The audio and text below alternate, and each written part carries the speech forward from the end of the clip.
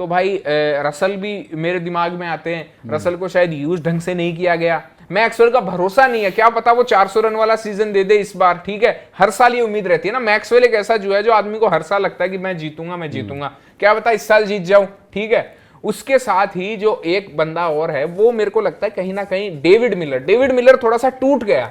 वो जो उसके साथ घटना हो गई ना 29 तारीख को, 29 जून को, उसके बाद डेविड मिलर थोड़ा टूट गया। लेकिन भरोसा नहीं है भाई डेविड मिलर का भी। और साथ ही जैसर ये जो अपने हैं सिकंदर रजा, ये भी भाई कुछ भी कहो है तो चक्कर तो काट ही रहा है इतने लंबे समय से। और जेसन होल्डर भी सुधार करके आए। तो एक लिस्ट देखें अपन। सबसे पहले शुरू करते हैं बड़े नामों से। आंद्रे रसल मतलब इस बार रिलीज हुए, केकेआर ने छोड़ दिया।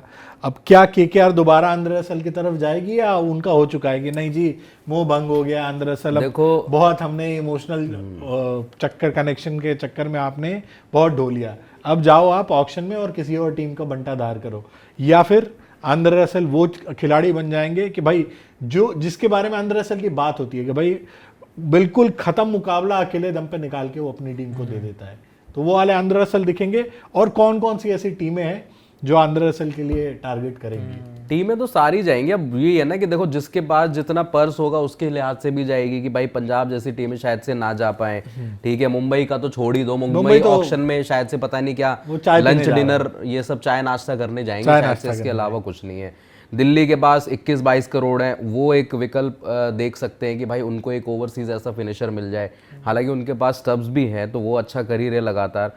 तो रिक्वायरमेंट भी डिपेंड करेगी किस टीम की क्या रिक्वायरमेंट है। कई टीमों के पास हैं भी और कई टीमें ऐसी भी हैं कौन सी जर्सी में देखना चाहेंगे। मैं तो ये भी कह रहा था, मेरी तो बड़ी इच्छा थी कि मतलब हैदराबाद एक रसल को और जोड़ ले अपनी टीम में, तो मतलब और भी ज्यादा पावर पैक स्क्वाड हो जाएगा। ठीक है, और भी आप भर लो भाई, सारे दानव मैं चाहता हूं एक जगह इकट्ठे हों, एक खौफ रहे उस टीम का। आपके पास ऊपर हेड हो गया, उसके बाद में अभिषेक, और उसके बाद में किशन हो गए, रेड्डी हो गए, क्लासन हो गए, अनिकेत हो गए, एक आंद्रे रसल और ऐड कर दो उसमें। आंद्रे रसल आपको बॉलिंग भी कर देगा और आराम से ओवर निकाल देगा, उसको बस आपको यूटिलाइज करना है, उसके 4 ओवर कब कब डलवाने हैं, और वो विकेट भी लेके देगा आपको। तो आपका वो ऑलराउंडर वाला कोटा भी हो जाएगा। आंद्रे रसल को मैं कहता हूं कि ले आए वो, आंद्रे रसल प्लस एक रवि बिश्नोई आ जाएंगे तो आपका एक स्पिनर हो गया, एक इंडियन फिर आपको फास्ट बॉलर चाहिए। लेकिन अगर आंद्रे रसल सोचो सनराइजर्स हैदराबाद में आ जाता है आंद्रे रसल, तो मतलब, और ये सारे प्लेयर सोचो फॉर्म में हैं, क्लासन भी फॉर्म में है, रसल भी फॉर्म में, तो वो जो सपना हैदराबाद देख रही है पिछले 2 सालों से अब की बार 300 पार वाला, वो मुझे लगता है कि आंद्रे रसल के आने से ना वो मतलब और भी खूंखार और मतलब पावर हिटिंग है, ऐसे कह रहे हैं कि आग लगा सकती है हैदराबाद का 300 पार वाला सपना रहता है या आईपीएल जीतने वाला सपना रहता है? मतलब क्या रहता है? मतलब एक चीज पे पहले फिक्स करो कि हमें 300 पार करना है या फिर आईपीएल जीतना है। देखो अगर ये माइंडसेट से जा रहे हो कि 300 पार करना है, रसल को भी ले ले, क्लासन भी है आपके पास, डेविड हेड भी, अभिषेक भी, मारते रहो, फिर वो कभी कभार 2-3 मैचेस ऐसे आ जाए, तो पिछले सीजन में भी हुआ था कि आप 125 में भी निपट जाते नहीं, लेकिन उसमें ये है ना कि हैदराबाद की जो टीम है उसमें वो हुआ है कि पिछली बार प्लेयर फॉर्म में भी नहीं थे, ट्रेविस साइड के रन ही नहीं आए ना, अभिषेक के रन आए, तो कई बार ये होता है कि प्लेयर आपके फॉर्म में क्लिक नहीं करती।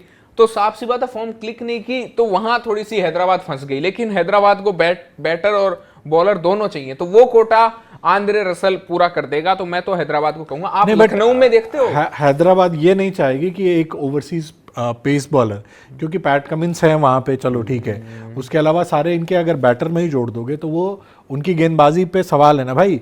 जयदेव उनादकट, आपके हर्षल पटेल, तो आप नहीं चाहोगे कि कोई ऐसा गेंदबाज आए जो एक्सपीरियंस ऐड करे, थोड़ा सा ऊपर उनको नई गेंद से विकेटें निकाल के दे। क्योंकि आपके पास देखो नई गेंद का बॉलर कौन है? कोई नहीं है, मुझे तो नहीं दिख रहा।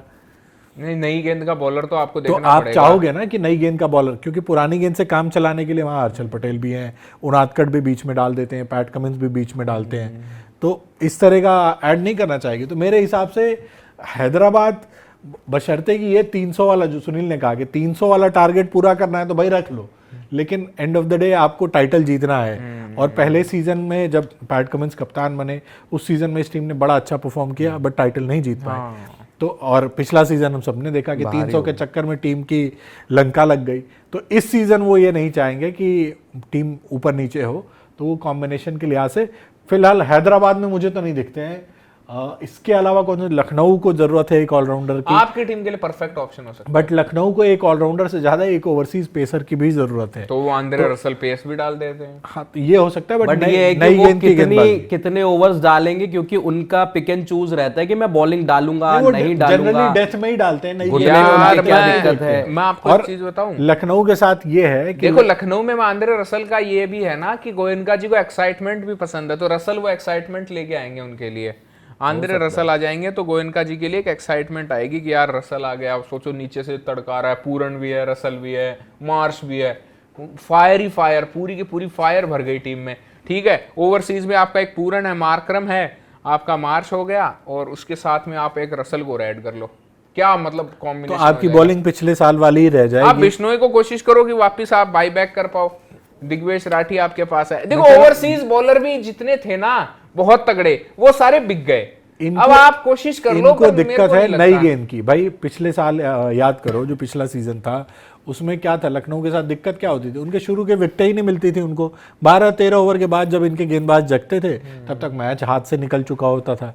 तो इनको चाहिए नई गेंद से एक अच्छा बॉलर जो विकेटें ले ले। शमी को इन्होंने ऐड किया है, बट शमी के साथ वही रहेगा ना कि इफ एंड बट वाली चीज रहेगी। मैं तो ये कहूंगा, अगर आप सबको इतना लग रहा है कि आंद्रे रसल को लेकर, मैं कहूंगा कि राजस्थान रॉयल्स जो है वो हमेशा से उनको एक ऑलराउंडर की कमी खल रही है। उनके लिए तो ये एक बेस्ट नंबर। है। नहीं, हाँ बिल्कुल सही बोला, राजस्थान में ये फिट हो सकते हैं। राजस्थान जिस हिसाब की टीम है उस वहां पे बिल्कुल, क्योंकि जिस हिसाब से पिछले सीजन इन्होंने मैचेस हारे हैं ना, कि आपके शुभम हो गए, ध्रुव जुरेल हो गए, इन्होंने इतना मरवा दिया राजस्थान रॉयल्स को। 4-5 मैच इन्होंने खराब करे। तो ये आंद्रे रसल के ऊपर भी है कि भाई उन्होंने ओवरसीज कोटा क्या होगा आपका फिर? ओवरसीज कोटा गिनो आप, 4 आपके नहीं, कौन कौन राजस्थान का से? सही है। आर्चर हो गए, नांद्रे बर्गर हो गए, हाँ। ठीक है, सैम लुआंड्रे करन भी होंगे। सैम करन, लुआंड्रे तो रिलीज कर लेकिन सैम करन और रसल अगर दोनों में से एक ऑप्शन मिलेगा तो मैं मतलब रसल पे जाऊंगा। रसल को खिला दूंगा। क्या दिक्कत है उसमें? एक डोनावन फरेरा भी है हमारे पास, एक हेटी का भी ऑप्शन है।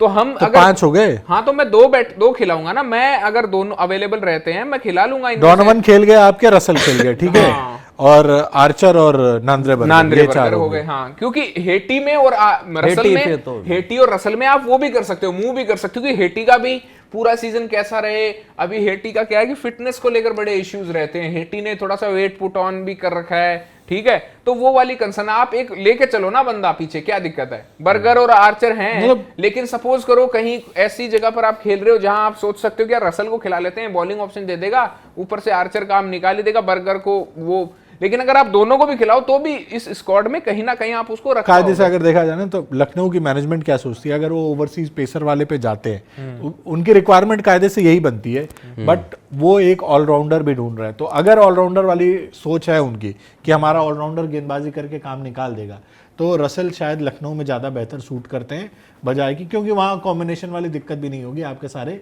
ओवरसीज 3 ओवरसीज बैटर हो जाते हैं और एक ओवरसीज आपका ऑलराउंडर हो जाएगा, और बाकी आपकी इंडियन गेंदबाजी को है ही। शमी के ऐड होने के बाद नई गेंद का भी आपको उतनी दिक्कत नहीं होगी। जय भाई ये भी है ना कि देखो, एक आपने जो इमोशनल टच वाली बात करी केकेआर, अब जाएंगे, देखो उनके पास जो स्लॉट है भाई, स्लॉट भी बहुत सारे भरने, आपने 15-16 स्लॉट वहां पे भरने, क्योंकि आपने आधी से ज्यादा टीम रवाना कर दी, ठीक है। अब 64-65 करोड़ उनके पास भी है। तो जब ऑक्शन में उतरेंगे, मुझे लग रहा है कि वो भी मतलब उस एंड तक जाएंगे कि जहां तक बिल्कुल लगे कि हाँ यार रसल को छोड़ तो दिया, बट हम दोबारा से बाय बैक कर सकते हैं। वो इमोशनल वाली चीजें रहती है टीमों के साथ, बट इमोशनल क्योंकि पैसा है, पर्स ये है। देखो ना, उनको कितने इमोशनल कॉल लेने पड़ जाएंगे, उनको वेंकी अय्यर वाला, उनको रसल वाला, तो फिर तो ग्रीन भी चाहिए, ग्रीन भी चाहिए, तो फिर तो उनकी टीम बन चुकी। नहीं, लेकिन तीनों फिर बंदे वो भी एडजस्ट मतलब कर सकते हैं पर्स वो। भले से 64 करोड़ का लेके जाएंगे, टीम वो झंडू ही बनाएंगे। नहीं,